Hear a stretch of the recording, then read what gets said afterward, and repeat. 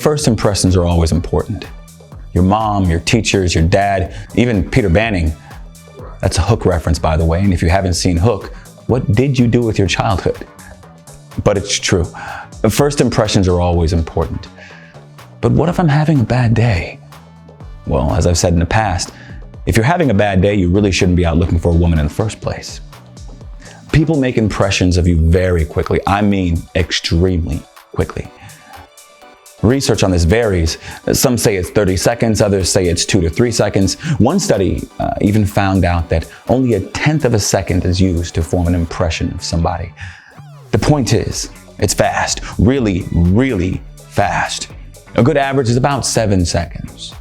Even the fastest runner in the world, Usain Bolt, for example, takes 9.58 seconds to complete the 100-meter dash.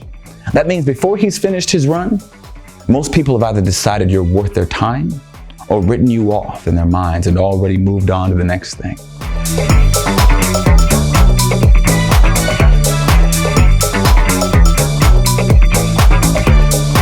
Imagine, you're sitting at a bar. A woman walks into view from the opposite direction. The first thing you notice is her clothes.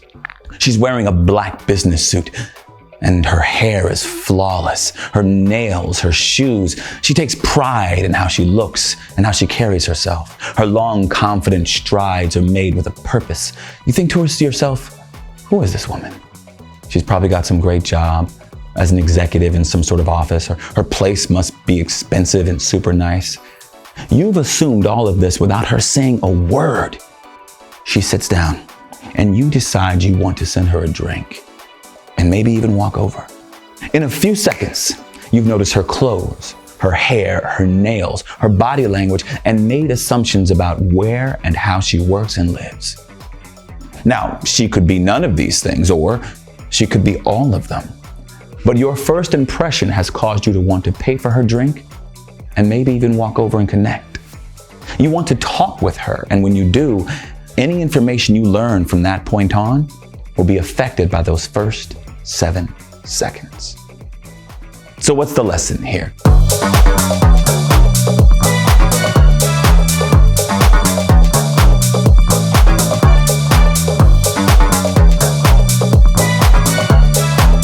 Well, it's that the information you show in the first 7 seconds is vitally important because it helps the other person form a positive or negative first impression of you.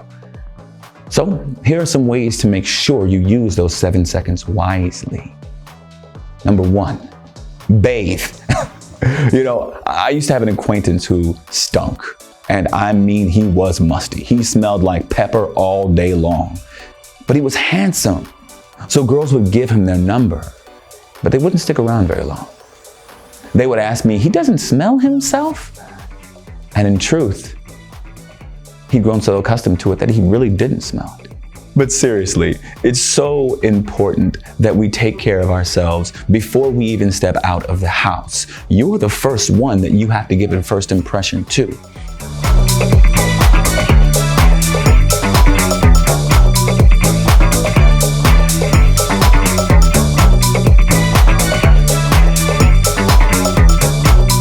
Number 2, right outfit, right place. If you're going to a beach party, don't have on a suit. Fancy restaurant? Don't have on torn jeans. If you're going to a pub, don't have on swim trunks and a tank top. Choose your outfit to fit the environment. Going to a rave? Who has raves anymore? Don't have on leather-soled Oxfords and a bow tie. Make it fit. What you have on is also as important as how you wear it. So make sure it fits properly. Oh, God. We've all seen that guy with this medium shirt on, and it's like, where did you get that 5th grade shirt from? Why can I see your nipples? Can you breathe? Skinny jeans if you're 250 pounds? No, just no. Sagging pants? You're a grown-ass man. They don't look good on you anymore. What are you, a prison warrior? And that oversized t-shirt thing went out when you were 15, so please, buy your clothes in your size. Your face is your moneymaker. My mom used to say, make sure the living room and the bathroom and the kitchen are always clean. Why? Because they're the first thing that anyone sees when they come into your home. Well, I'll say the same thing about your face. and head. That unshaven, rustic, scruffy, unkept swag is great for some guys. Personally, I don't do very well with facial hair, so normally I'm clean shaven. If you do want to rock a beard or a goatee, at least make sure it's groomed. Use a beard balm. Trim that soup catcher up. Women have this thing about food being stuck in your face, so keep it nice. Now, this doesn't mean that you have to do it every day, but do it every week or two. Get a haircut, get a facial, or do it at home.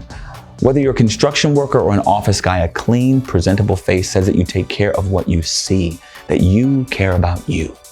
Now you're ready to strut. Walk in with some confidence, not like Spider-Man 3, but honest confidence. You know who you are and you know where you're going. You embrace yourself with your head held high, not down and ashamed to be put in public.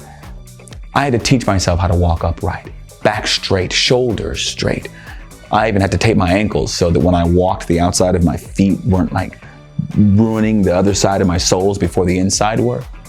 Your walk shouldn't be forced. It should be relaxed.